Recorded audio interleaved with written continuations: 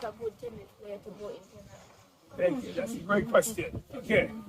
When I was a kid, I only practiced at this time of the day, 1 o'clock and 3 o'clock, every day. But I don't practice early in the morning. I want the sun to be hot because I energize more.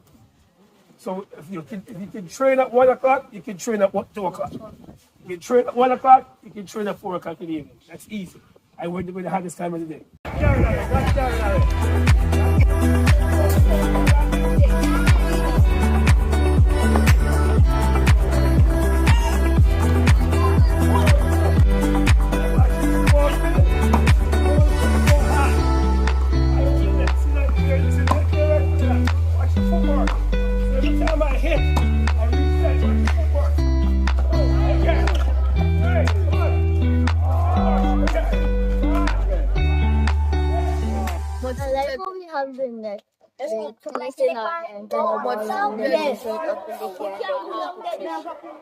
But somehow I'm not good at it.